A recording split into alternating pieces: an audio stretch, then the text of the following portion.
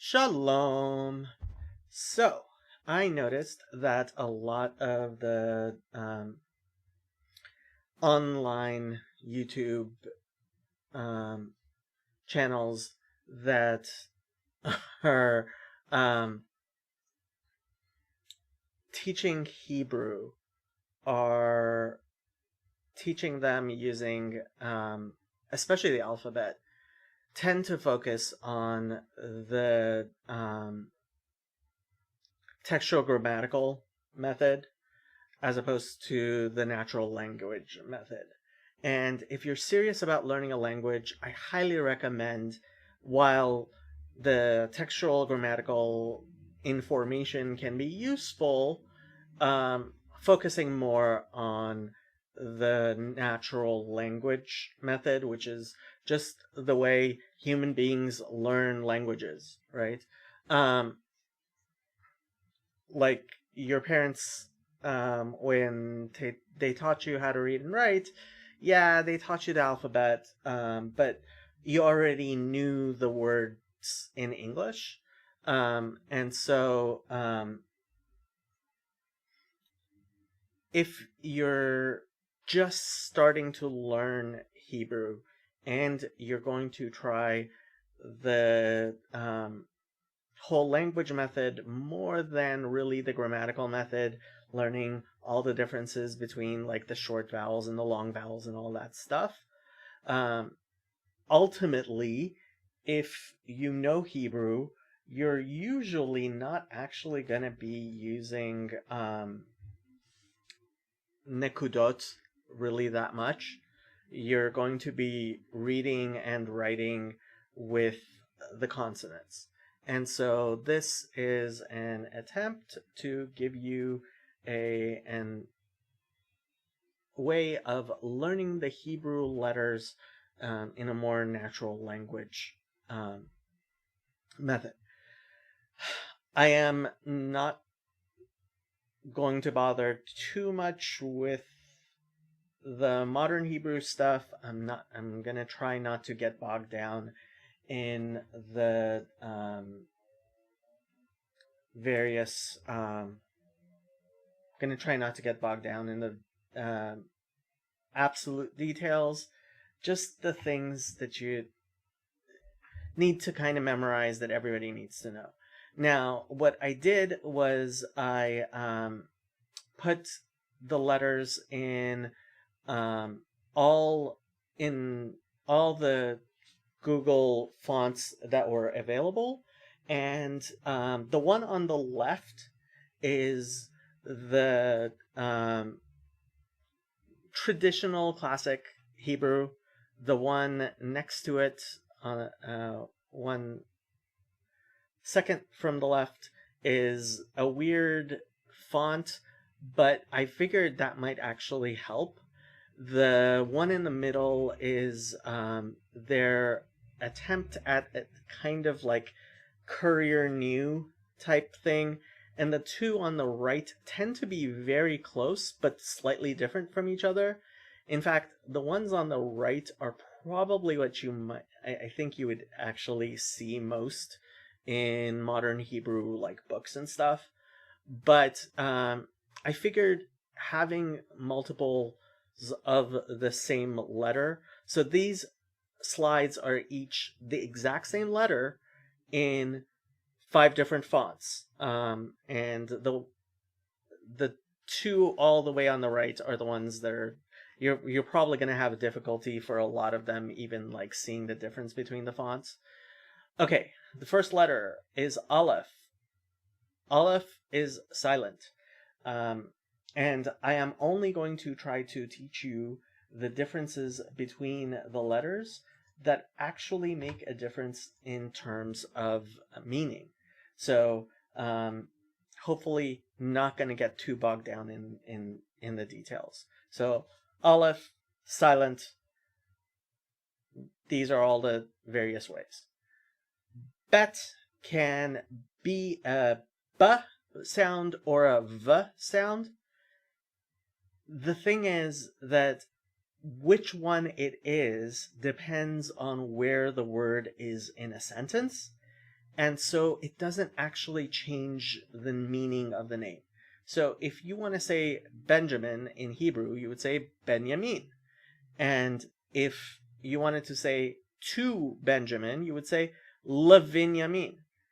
The first letter of his name would change from B to V, but that doesn't change what the meaning is. Obviously, it's his name. Same thing with words. The bet can turn into a vet and backwards based on where it is in a sentence. The word doesn't change really. People who get really, really deep into grammar will notice the differences. But honestly, I wouldn't worry too much about it. So if it doesn't have a dagesh, really it's supposed to be a vet, but the softer V sound. And when it has a dagesh, which is that dot in the middle, that dagesh, it tells you that it's B and not V. You're rare.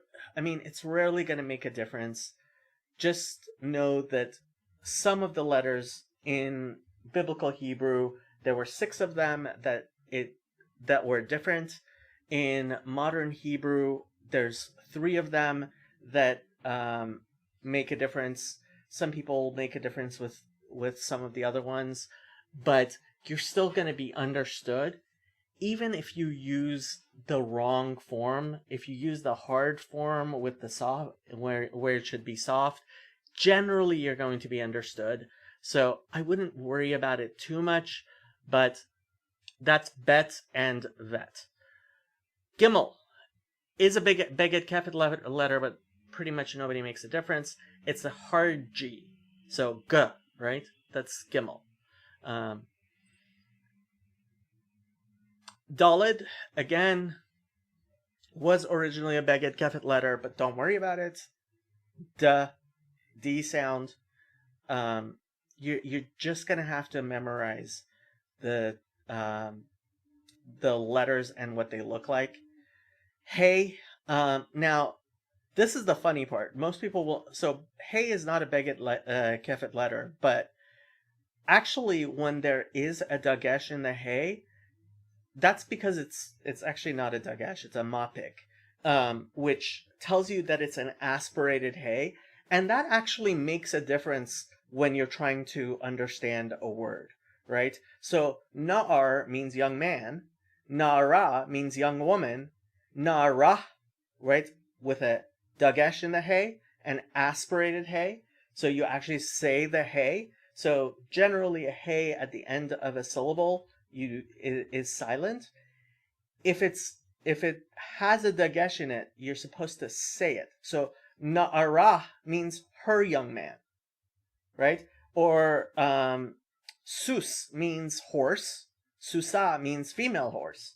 Susah means her male horse. Okay? I guess it could also mean her female horse.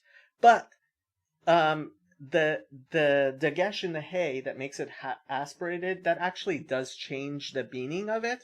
It's not a dagesh call. It's not a beged kefet letter. So that's what makes it kind of weird. Vav, some people will tell you that this is a waw. Honestly, in modern Hebrew, almost nobody makes that difference. Sometimes a vav is just there to hold a one of the vowel symbols, and so sometimes it's kind of silent. So it's good to know that it can be silent, and it's one of those one of a few letters that are called mater lectionis or em hagriya, which are letters that are used to help you understand a word or read a word, and so sometimes they're there, sometimes they're not, and it's the same word even if it is or is not there. Yeah, you'll become more and more familiar with this stuff, But when you're trying to memorize what the letters are, vav, I wouldn't bother with the wow. It's not gonna change meanings much. Zayin is just as these sound. Do not confuse this with a tzadi, which is a ts sound, and unfortunately, a lot of people who should know better confuse the two. Okay, het. Now, something about this het sound. What you can do, okay, there are two het sounds in modern Hebrew. A lot of people do not distinguish between them. Some people do. This one is the softer sound. The more hard sound is a beged kefet letter and turns into a K. So, if you have difficulty doing the h, as in Bach, right? For the het, what you can do is basically just try to say it as a hard h sound. So, for example, people instead of Hanukkah will say Hanukkah. And it's okay. People will understand you. What you should not do is what some people do, which is instead of a chaf, which is the more hard ch sound, they will sometimes use kaf, which is fine because it's beged kefet, and those two are basically the same letter. They just change a little based on where they are. And then do the same thing with a chet, and you can't do that because a chet is a different letter, and you will get people confused. So your best bet, if you can't say a hard chet sound, is for the chet, just try to make it a pronounced hey, right? As hard as you can make your heys, and then for the kaf, just use a K instead. But this is het. Tet is just a T sound. Some people will make a difference between the tet and the taf. Don't worry about it for now. Yud, think of a yud as a Y. Sometimes it's a letter, sometimes it's a vowel. So just like a Y in yellow and a Y in happy, right? In happy, it's a vowel. In yellow, it's a consonant. And yes, we're just learning the consonants, but this is another one that often helps you understand the word. So this is kaf or chaf, right? And so when it has a dagesh, it's a K sound like king. And when it doesn't have one, if it's menukad, if there are the dots generally, then it should be a ch. Again, just like bet, you can get away with saying either one. People are not going to misunderstand you. If you're doing whole letter, I mean, if you're doing the linguistic, textual grammatical method, you're probably going to be dealing with nekudot anyway, but it's not going to usually change the meaning at least much. Okay, so this is our first sofit. So in Hebrew, in order to tell you that a word is ending, if the last letter of the word has what's called a sofit or final form, then that letter will be in its final form. So, if, for example, the word for king, melech, right, it has a chaf at the very end, and if there are no suffixes, so that chaf is the last letter of the word, it will always show up at the sofit. So, you will never have a sofit.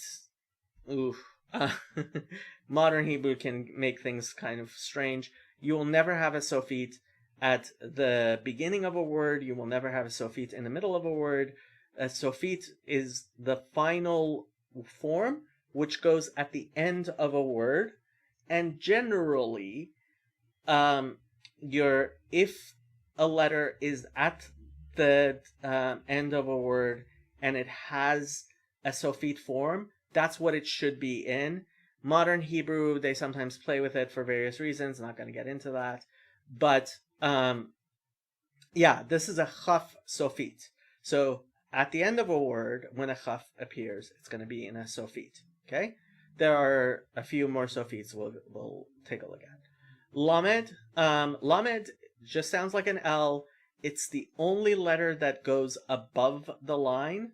So if you're looking at a line of text, some letters will go below what's the line where the letters are basically sitting on. Lamed is the only letter that goes above the line. You'll also have vowels above the line and cancellation marks above the line, but it's the only consonant that goes above the line. And I'll show you a little bit later what that looks like. Okay, mem is just an M. But it also has a sofit form. So this is a mem sofit. So when mem shows up at the end of a word, it'll be in the sofit form. Okay, so this is mem. This is mem sofit. Okay.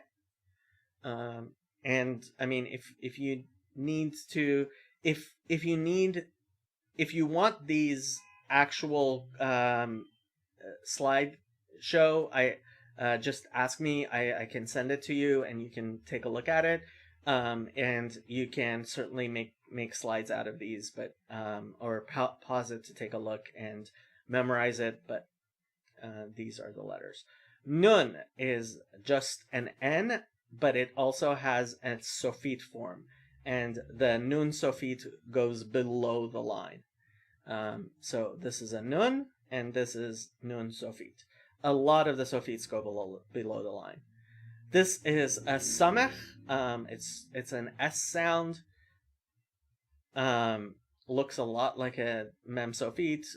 That's what gets people confused most of all. But this is a samech. A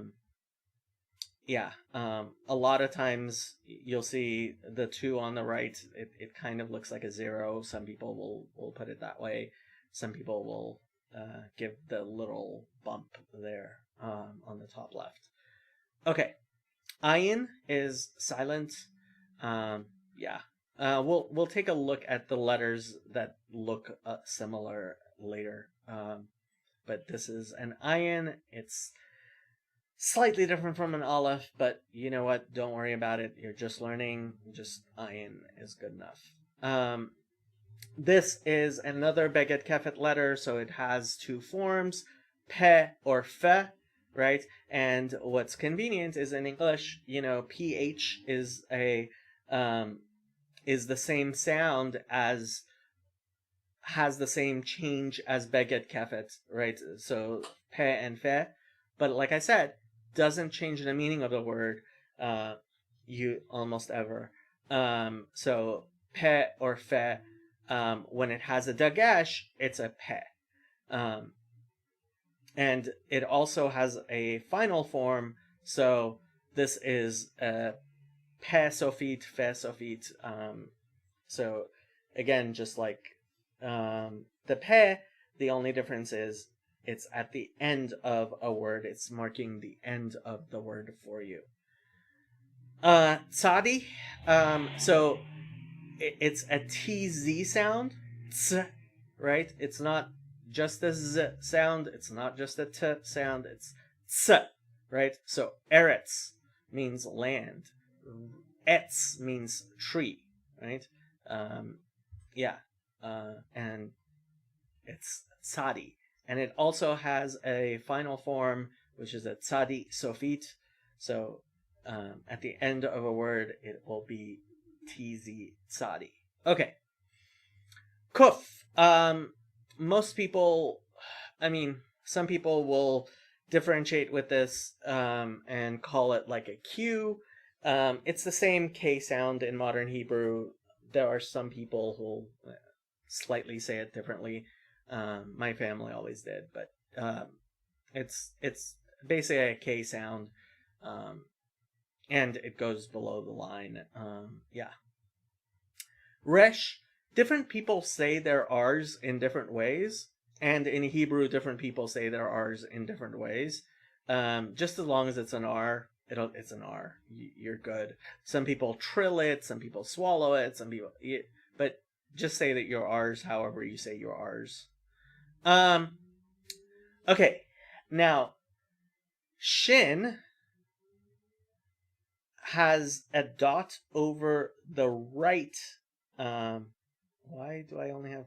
Oh, the one of the letters fell on the other letter fell on the bottom. I'm sorry. Let me see if it fell on the bottom for all three of them. So the traditional Shin when it got processed, I'll have to fix that later. Was so the word left in Hebrew is small, and it's written with a sin. So the sin, which has when it has a dot, it's on the left, and it's a shin on the right, and this makes a difference what the word means. So you can't simply write unlike Beged Kefet letters, words mean different things, right? Whether or not it's a sin or a shin. So yeah, you have to basically know it, and sometimes in when it could be one of two, they will put the dot.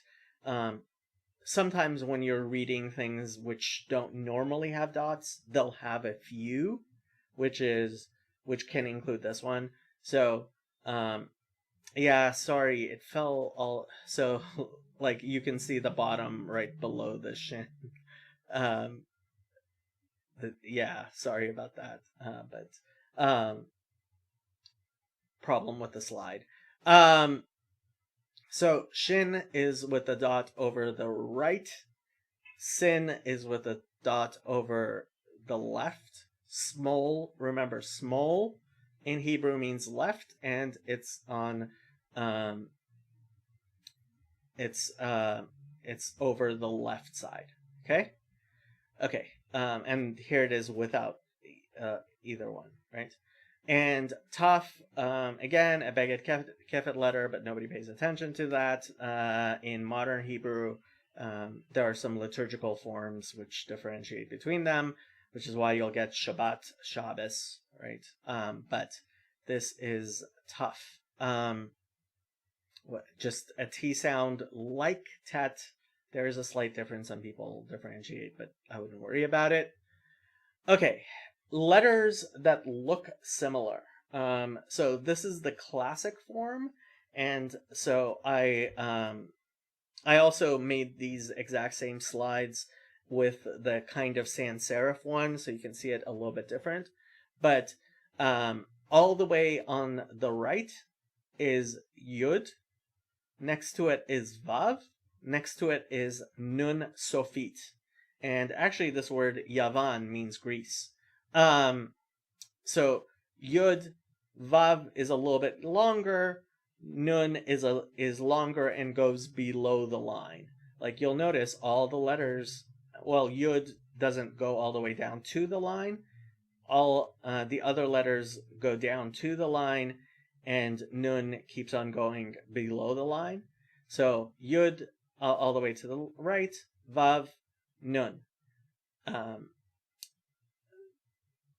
Also, people will sometimes get Pei, all the way, the letter third from the left, Pei, Chaf, second from the left, and Bet, all the way to the left confused. So these are pe, chaf, bet, right?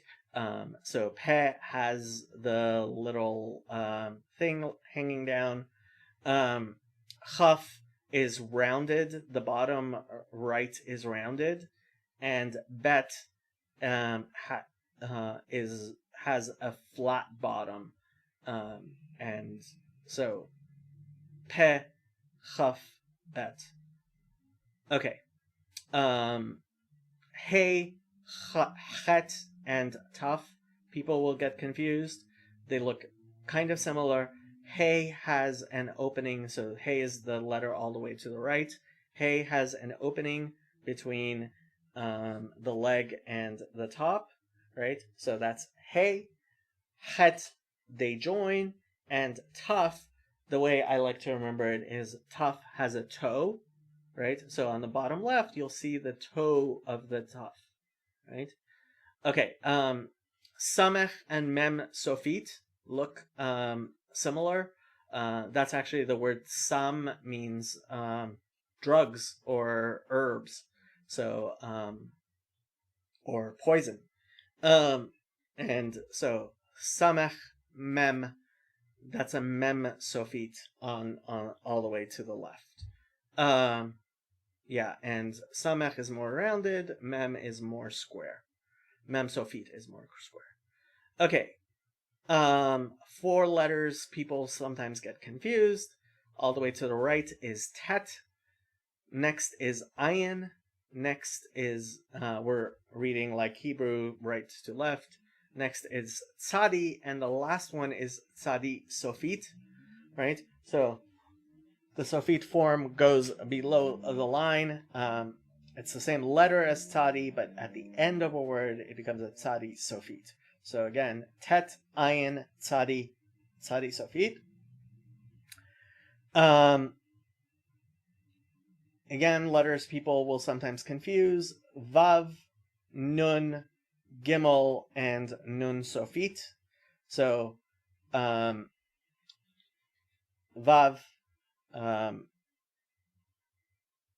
goes down to the bottom.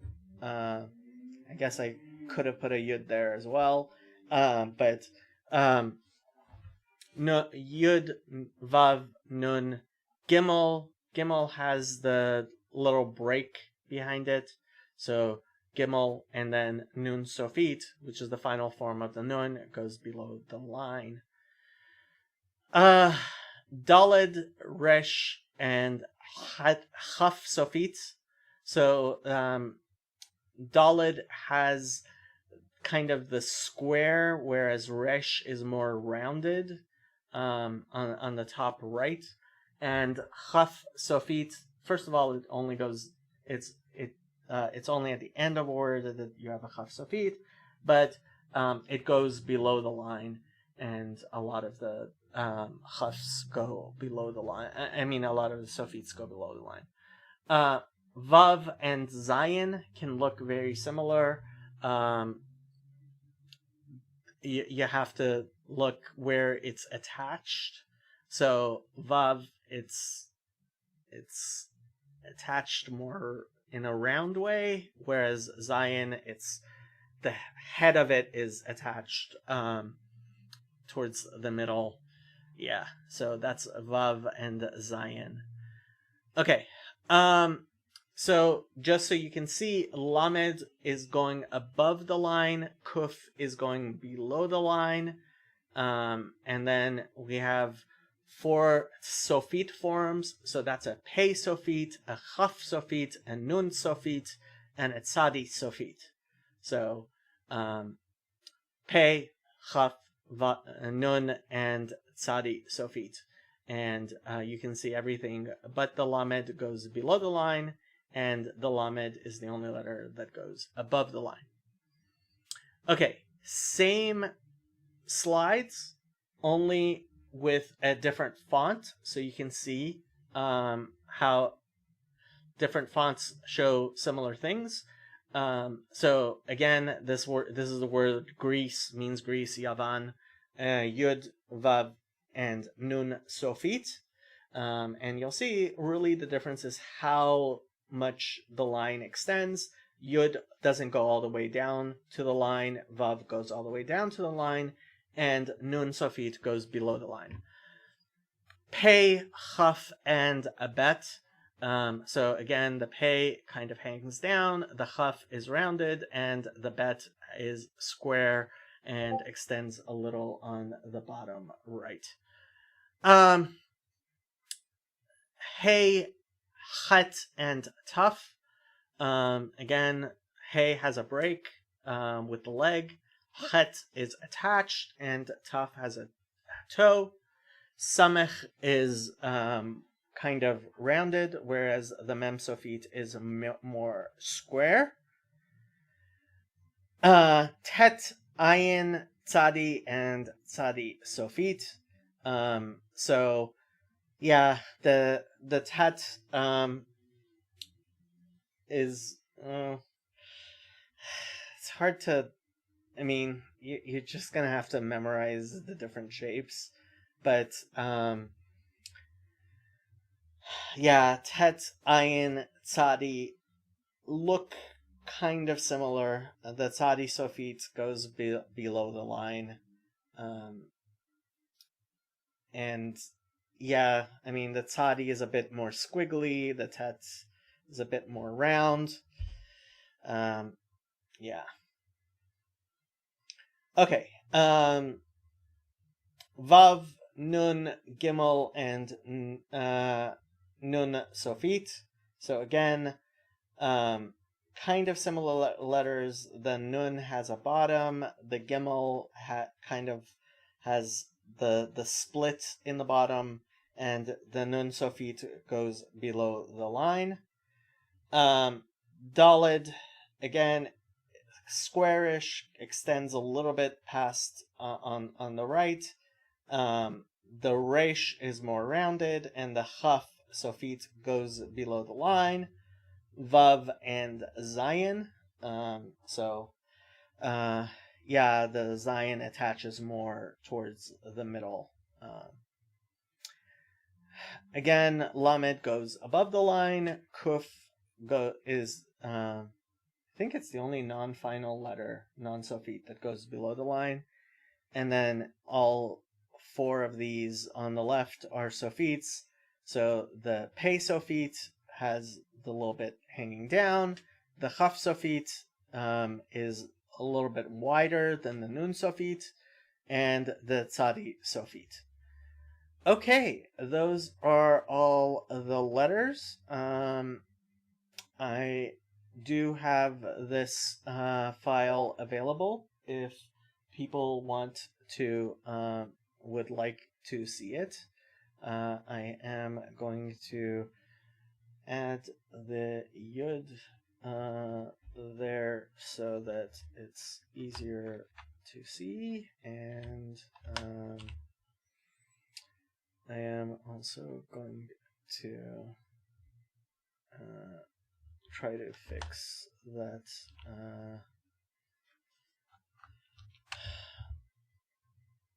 situation with the shins, but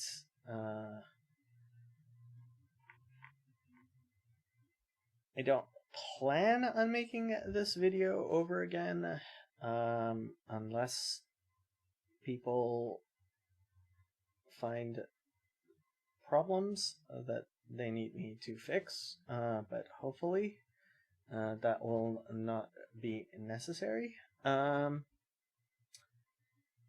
If you have any questions, let me know.